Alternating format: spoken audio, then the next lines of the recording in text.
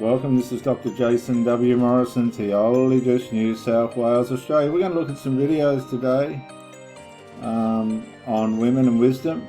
Thank you for joining me. And let's lock down and get ready. Let's see what happens today. Got some good ones for you. I haven't looked at them, we're just going to go random. And it's very interesting, isn't it? Let's start with the first one. I'm going to have to bring it back. Here we go. 52% of black children in America live without both parents in the household. What would you say is most responsible? 52%. The choice that so many women are making to choose the government as their husband instead of a black man. Every time I see. Now, let's hang on a sec. Sometimes the men just don't provide the way that they should, and that's not fair on the women, and they have to turn to the government. Let's see what she's going to say. This bald-headed bankrupt, bitter brainless bully, it gives me the fucking creeps. Number one, there are 11 million single-parent homes inside of the United States, and 11 million. % of those homes are led by women. Black women are the most educated group, and when you see those graduates, most of the time they're single mothers. 17% of black women create and lead businesses. That's significantly more than other races of women, and out of all of those women in business, guess how many of them are single mothers? Contrary to what most of y'all believe, government assistance is not some come up. Most single mothers prefer going to work instead. Sitting around getting some chump change from the government is not the best option for a single mother. Most of the mothers who are out here living off Section 8 vouchers are living in poverty-stricken environments filled with crime, drugs, alcohol, and bad education. A government assistance check, not even a child support check, is taking care of half of the expenses that comes when you have children. And this asshole would know that if he actually took care of his. There is a small... Now, I'm not picking on this lady, guys, but the left eyebrow is getting taken off by her hair. Look, oh dear. She's very well done herself up very well, but she's fallen to bits in the middle of this video. A small percentage of women out there who actually think that government assistance is a come up, and they're out there encouraging other women to get on government assistance.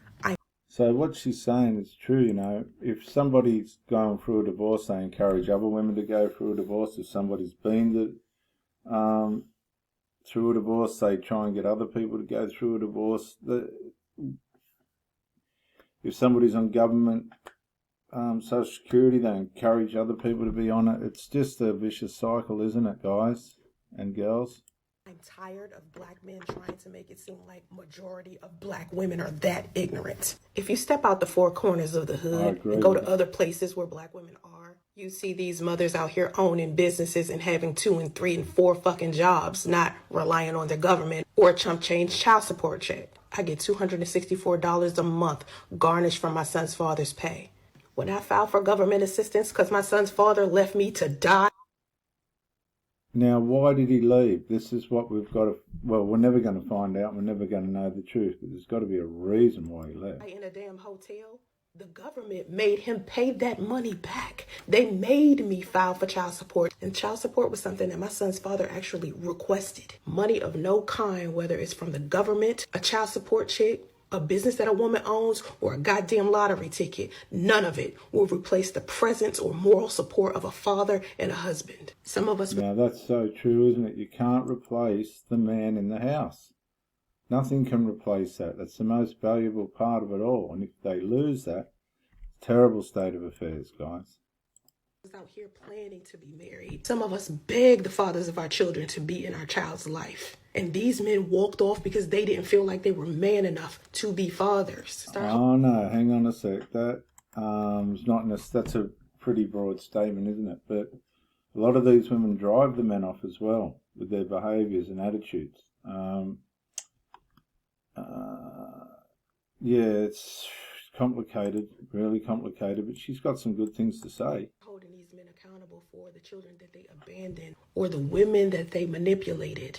And please tell men, if you don't want to be fathers, stop giving away your sperm. That's your most valuable asset. Why are you giving it to women that you don't even respect and don't even want to be with? True. To all the men out here that think that single mothers are the I'll tell you what, just let me say something. A lot of these women are chasing these Chad guys, these guys that just want to have sex. And if a consequence of having sex brings a child into the world, they're not going to be responsible for that. That's just how this all works. It's just a roller coaster ride of dysfunction. But a lot of these women are chasing these bad boys, thinking they can change them, and they can't. They get left single. Right? They just get left single with children. Whoops, what's that mean? Single mothers doing all of this damage to the black community. What you must understand is black men have led this community for years. And it's time to take responsibility for leading that shit into the ground. And that's the problem with black men like this one. Instead of being the epitome of black man like he's supposed to be, he walking around here with this little energy. Even if the breakdown of the black family was done to us by design, it's now our decision to repair it. And the only way we will be able to do that is if we do that together, not sit here blaming each other, pointing fingers at each other when it's really a group fucking effort. First step, black men understanding that they are also part of the problem. Leaders take responsibility for their poor choices. You chose the wrong woman to have children with, then you turn around and abandon those. Or you chose the wrong man to have children with. Works both ways. Women with children and then blame that woman for your choice. You can't keep blaming the women. You can't keep blaming the parent who stayed. And if black women are such a big ass problem, sir, I need you to come pick up your kids. Here's an interesting one. About how men don't go to therapy because there aren't enough natural consequences in their lives to make them realize that they're disconnected from everyone and themselves. So I want to... This goes to women as well. Like, this is happening right throughout both sides of the gender. And this is where a lot of the trouble's coming from. People don't think that people see their bad behaviour, but they do. To talk more about what natural consequences look like in a relationship. In that video right there, I'm talking about porn addiction specifically. But in general, if your partner is being a shithead, there's a big difference between punishing them with the silent treatment and not wanting to be around them in self-protection because they're being a shithead and you're listening. Now, I think the silent treatment's pretty powerful, but totally disappearing, that's next level, isn't it? To your emotions. Think about this scenario. Your partner's a shithead. What happens in your mind? Oh, we're married. Oh, we're together. Oh, we live together. I can't just ignore them. You know what that's called? Internalizing your anger. I'll tell you what it's called, viewers. It's called not dealing with the issue. You're allowed to mention things that make you upset. Natural consequences to your partner being that way is you taking space and them suffering because of it. There aren't enough natural consequences. That's a good point, isn't it, guys? That you've got to make that person take responsibility for the trouble that they cause. Even if you're just not to bend and weave to bad behaviour in a relationship. Okay, cheating, a little bit of cheating here apparently. Controversial opinion from a couples therapist. This is going to be a pretty controversial TikTok, but you know what? It wouldn't be my first. I believe that if you are somebody who's cheated on your partner, you lose the right to privacy on your devices. 100%, because that maintains transparency. Usually a sign that a partner is having an affair or playing up in some way is their resistance of transparency to their devices. And to me, that's the first sign of goodbye to that partner. To go through your devices unexpectedly, does that feel like a violation of privacy? Of course, but that's the consequence of violating somebody's trust. Yeah, of course, and it's called responsibility and accountability under the premise of transparency. And this is how these charlatans, these cheats, behave. They don't want to show you something if they're playing up, and that don't bother about going through their phone. Just get rid of them straight away. Get rid of them. I don't care if you're married to these serial cheats. They're deceptive lies and they don't care about you. The fact of the matter is that you saying, fear that that person experiences of you cheating on them again. And when you're in a healthy relationship... Exactly, 100%. So what she's saying is listening to somebody say, I'm not doing anything wrong, pales into insignificance if you are not transparent with your devices, compared to the agony that person's going through, worrying about whether you're being faithful or not.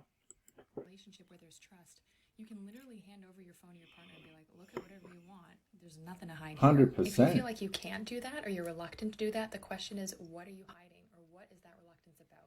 Let me know what you think about this opinion in the comments below. 100% agree with that woman. I 100% agree. And leave something in the comments, please, as what you might think about what she was saying. And we'll look at this one as our last one today. There are 4 signs that predict. Let's see. There are 4 signs that predict whether a couple will break up. Doctors John and Julie Gottman studied thousands of couples and learned to predict divorce with 92% accuracy. The 4 indicators are criticism, contempt, defensiveness, and stonewalling. Toxic criticism is when a partner brings up complaints saying, you always do this, or you never say that. Making sweeping generalizations which criticize a person's character. Contempt is sighing, rolling your eyes, mocking your partner, or cutting sarcasm. Defensiveness is when you make excuses without any ounce of accountability for your actions. And stonewalling is when a partner shuts down, turns their body away from their partner, and gives the silent treatment. Couples who regularly argue with these 4 types of behaviors break up by the 6th year of marriage. Now, everybody engages in at least one of these 4 styles of arguing at some point. However, happy couples do not ignore resentments and circle back around to address any big fight. There are 4... So there you go, hey?